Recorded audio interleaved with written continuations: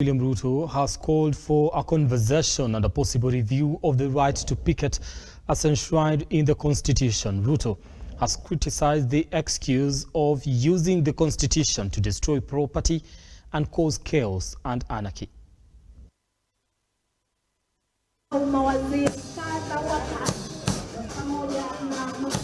On Saturday, President Ruto, flanked by his deputy Rigathi Gachagua, Security CS Kithure Kindiki, and other top leaders in his government pitched camp in Azimio leader Raila Odinga's home turf in Homa Bay County. President Ruto's visit to the region, coming just days after Azimio announced an increase in spell of weekly demonstrations starting Wednesday next week. That announcement playing out in today's meeting. President William Ruto now wants the section of the Constitution that guarantees freedom of demonstrations revisited. We have a constitution that gives everybody rights. We are going to have a conversation as a nation about demonstration.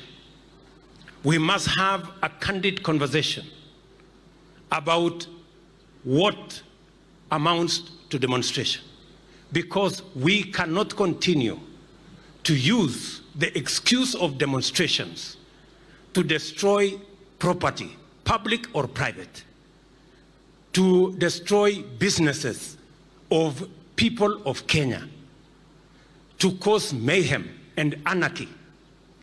That is not what the Constitution of Kenya envisaged when they provided for the matter of picketing or demonstration. We must have a conversation. Referring to recent demonstrations that were marred by widespread violence and destruction of property, the commander-in-chief, while appearing to throw a jab at opposition leader Raila Odinga, says the review of the provision is necessary to prevent politicians who use it to advance selfish political interests. Haiwezekani ya kwamba ati tutumie maandamano ambayo iko kwa katiba kuharibu mali, kuharibu biashara, kulete mahafa, kusababisha hasara katika taifa letu la Kenya, ati kwa sababu tunataka mtu mmoja, wawili, watano, kikundi kimoja iweze kuendesha mambo yao ya siasa.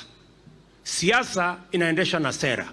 Siasa haiendeshi na maandamano. Azimio's planned demonstrations on Wednesday, Thursdays and Fridays, drawing criticisms from elected leaders who accompanied President Ruto. Tulikuwa tunajua hii ni yetu kwa mara ya kwanza, lakini imekataa. Yaani kama ingekuwa ni mtihani, tulikuwa paka na marking scheme. Kitu ilikuwa tufanye ni utoe answer huku urudishe hapa. Utoe hapa, na ilikuwa inaenda vizuri paka dakika ya mwisho sijui ulipenya wapi. Unaelewa? Sijui ulipenya wapi. Sasa wewe ndio rais. Na rais ni William Samoe Ruto. We can't have elections that are disputed through and through. We can't have elections that now what we are seeing this time around, like in football, like we've been saying, when the game is on, when there are issues, you bring in the VR. You are seeing a VR being brought after 6 months.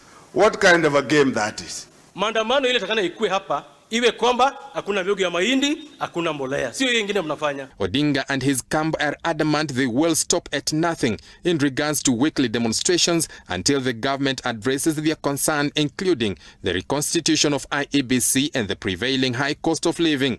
President Ruto affirming his statement made a few days ago that he will not allow another spell of demonstrations in the country. Mimi nataka niwahakikishia Wakenya, we will mobilize every resource to protect the property, the lives, the interests of every Kenyan as we go forward. With the two sides pulling in opposite direction, one question remains: just what is the end game of this political grandstanding?